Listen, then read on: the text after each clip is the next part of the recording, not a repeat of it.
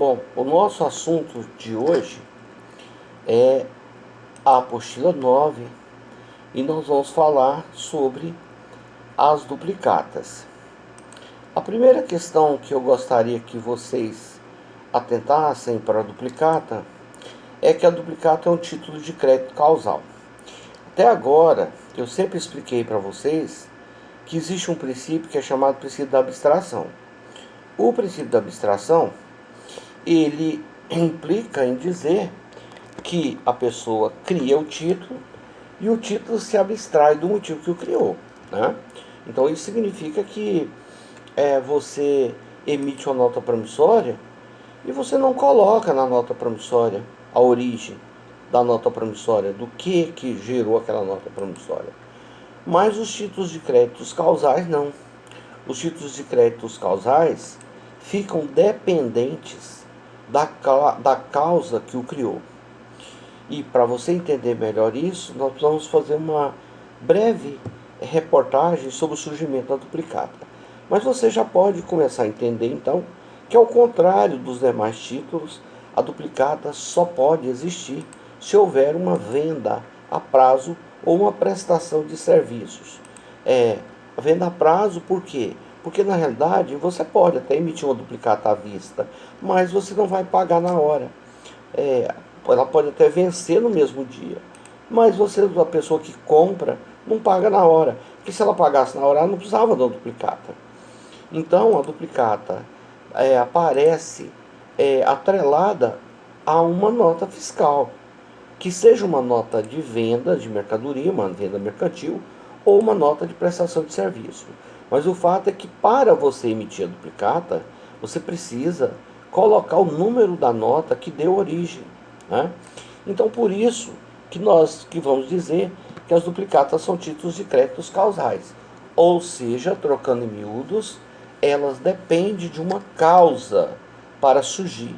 Elas não surgem de qualquer maneira. Isso nos leva, então, à velha questão.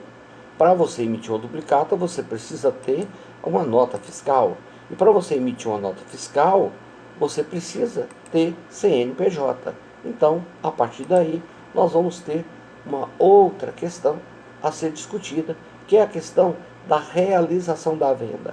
Enquanto não houver o aceite da pessoa que é devedora, né, a duplicata não valerá como título de crédito. Lembrando que na duplicata quem emite o título não é o devedor.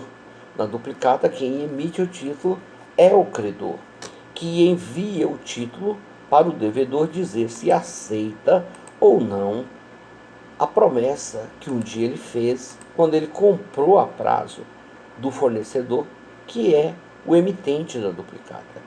Então agora nós vamos ter algumas questões a ser diferenciadas. Mas para isso vamos voltar no tempo e falar sobre o problema das vendas a prazo e a garantia do vendedor. No passado, as relações de vendas a prazo eram baseadas única e exclusivamente nas relações de honra. Talvez vocês que são mais jovens não chegaram a presenciar, mas certamente o pai de vocês presenciaram essa situação. Era comum no passado nós, os nossos pais, ali quem nasceu na década de 70, como é o meu caso, eu sou de 72, então quem nasceu na década de 70 conhece um pouco essa regra da caderneta. Era um caderninho que nós tínhamos em casa e que o pai da gente ou a mãe da gente mandava ir até a mercearia e comprar fiado. Então lá fazia-se, a mãe da gente fazia uma lista, assinava e a gente levava lá no mercadinho. E lá no mercadinho, então, o dono do mercadinho também tinha o controle dele. E aí, aquela via assinada da nossa mãe ficava lá, ou do nosso pai. E ao final do mês, nosso pai vinha até a cidade e ia conferir, né, as contas que estavam em aberto para pagar, né? Então, era uma relação baseada em confiança. Mas o comerciante ficava com o crédito parado. Ora, eu tenho 10 mil de mercadoria. E aí, a Alessandra chega lá para comprar. A Alessandra chega lá para comprar e ela é minha cliente. Ela mandou Rayana, a filha dela, ir lá para comprar. Mandou a caderneta. Eu vou vender fiado para Alessandra e vou esperar 30 dias para receber. Mas enquanto a Alessandra não me paga, eu fico com o crédito parado.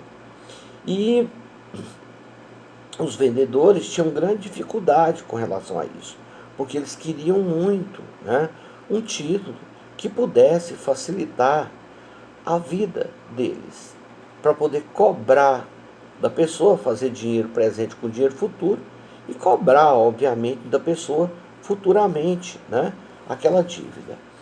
E os comerciantes então reclamavam de um título que pudesse fazer isso acontecer. A única coisa que o Código Comercial permitia, o Código Comercial de 1875, era que se você tivesse uma via do título e outra via assinada, ou seja, em duplicado, você poderia pedir a quebra da pessoa caso ela não te pagasse. Quebra é a falência, né? Mas olha só, não é isso que eu desejo. Eu apenas quero receber o que é meu. Eu não quero que a Alessandra feche o comércio dela. Eu quero apenas que ela me pague, né? Então, sob essa ótica, havia uma grande insatisfação dos comerciantes com relação a isso. O Estado, por outro lado, também tinha os seus problemas. Por quê? Porque, vou falar para vocês, até 1930 e acho que 32, ainda, né, o Estado era muito precário com relação à cobrança. Notoriamente porque até acho que 60, a obrigação de recolher imposto sobre circulação de mercadoria, o direito de recolher imposto, era da União. Então vamos voltar em 1930 em Barreiras, quer dizer, aqui tinha um coletor de impostos, mas olha só a dificuldade do Estado para poder receber esse dinheiro. O Estado que eu estou falando, a União, né? A dificuldade da União receber esses impostos com essa distância toda, essa descentralização de poder tão grande. Afinal, a capital estava lá no estado da Guanabara, né? O antigo estado da Guanabara, hoje estado do Rio de Janeiro. Então não era uma situação tão simples para o Estado. E o Estado, então, queria muito ter um meio, né, de receber o que era dele.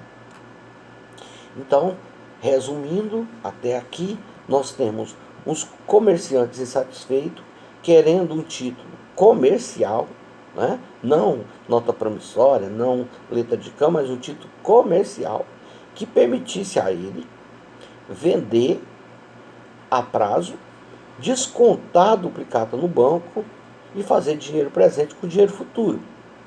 Lembre-se que nós estamos falando dos grandes comerciantes.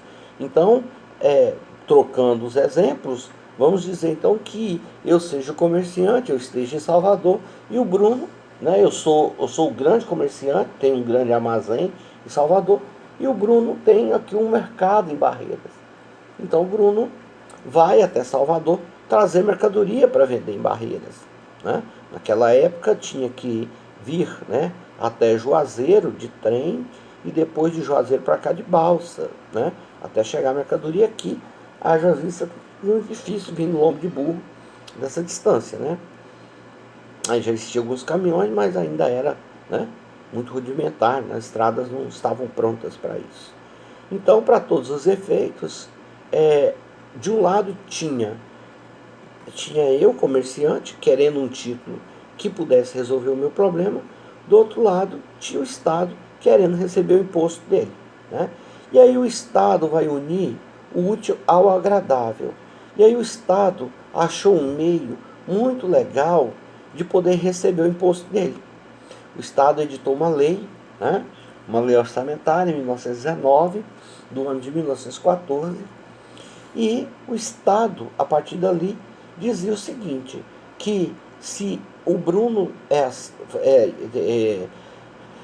comprasse de mim e eu tivesse as duas vias assinadas, do Bruno, eu podia emitir um título chamado de duplicado e eu ia até a Secretaria da Fazenda, lá da coletoria, que era chamada assim, né? Coletoria Federal. Lembra que o imposto aí ainda era pago para a União.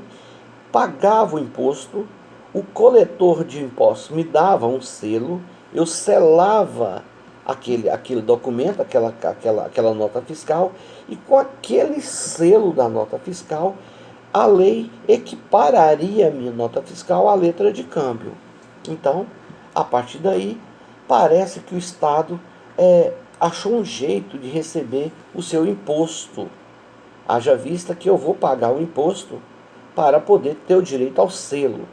Se eu selar o título, ele será equiparado a letras de câmbio.